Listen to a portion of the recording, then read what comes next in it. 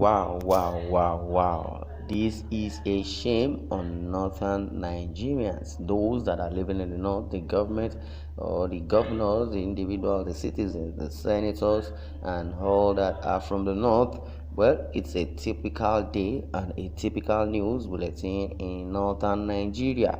Bandit killed 21 burn houses in Katsina communities invasion.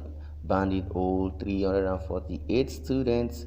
UNESCO terms warning. 83 federal government college students held. Bandits, we are holding 121 Kaduna school pupils. Those are the words of bandit.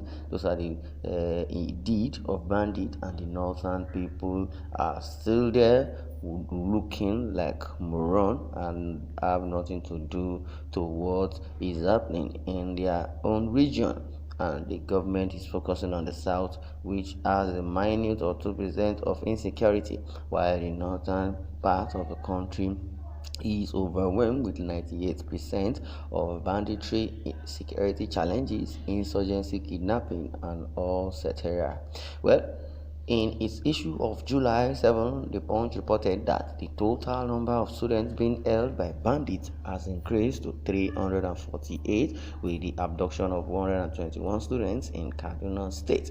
Out of the 348 students, the newspaper further reported 227 are still languishing in bandits' dens many weeks after they are abducted from their schools in Niger, Kebbi, and Kaduna states. That's in Nigeria, that same northern part of the country.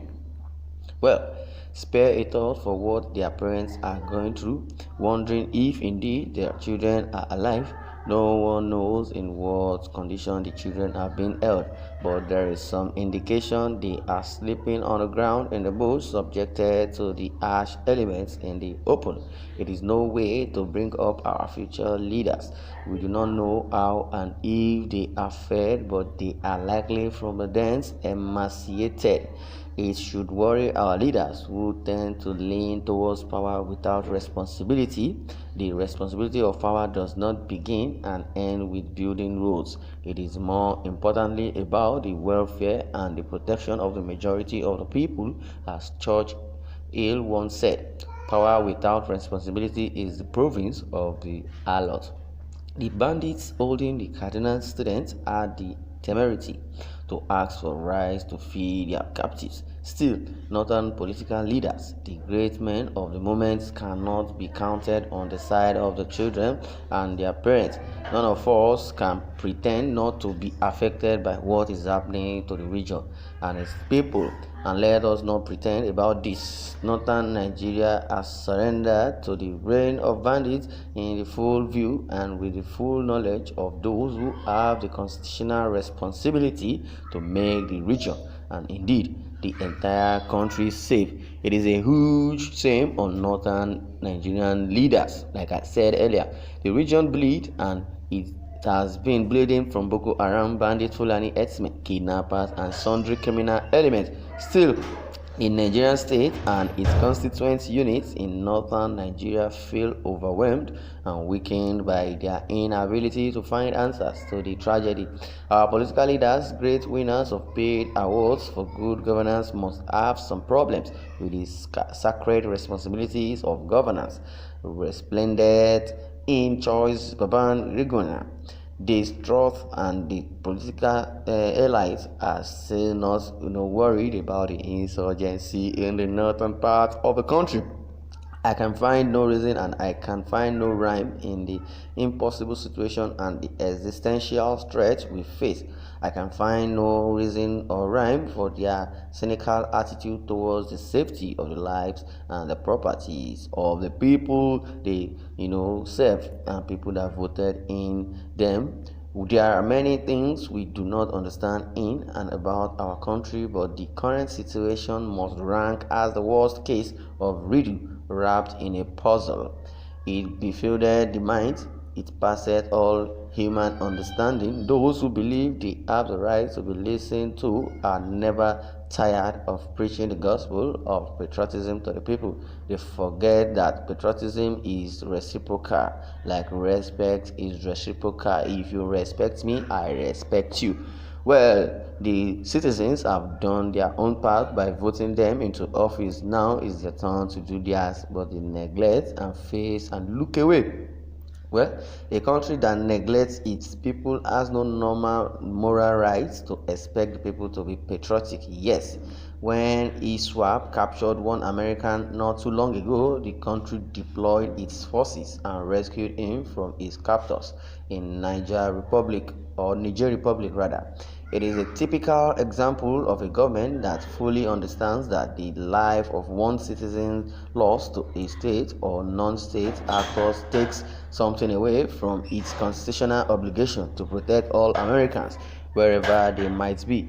The US does not negotiate with terrorists, but then it does not create room for such negotiation.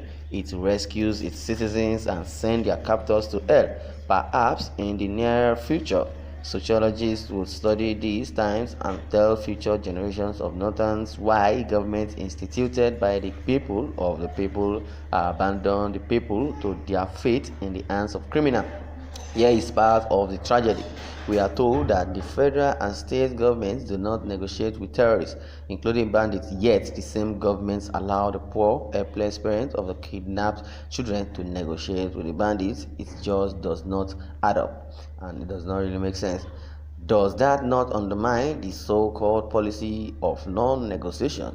It is hypocrisy at its lowest level. It should not be business of the parents to negotiate with the terrorists. If the governments are not willing to negotiate with them and secure the release of the children in safety, then they must have an alternative strategy that would achieve the same purpose and effect the release of the children.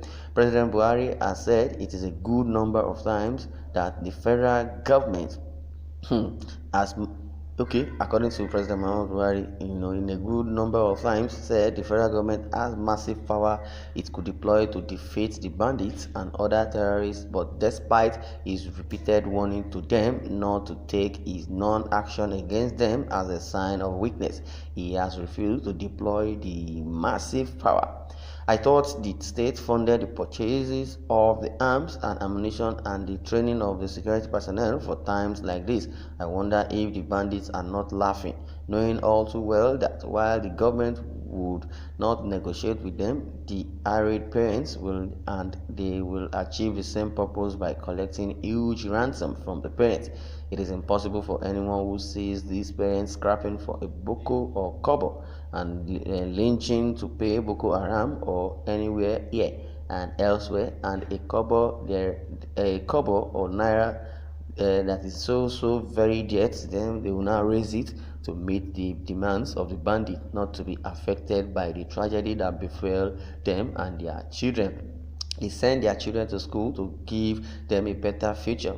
They cannot understand why that path to their better future is either blocked or threatened by criminals. Yes, I believe those that are kidnapping those bandits are very jealous with the issue, or the parents who send their kids to school, and you're sending them to school and we are not going to school. So how do you get money to send your kids to school? That's their aim, and the government is not doing anything to eradicate that. The bandits are doing. Well, I'll leave you with the comment section.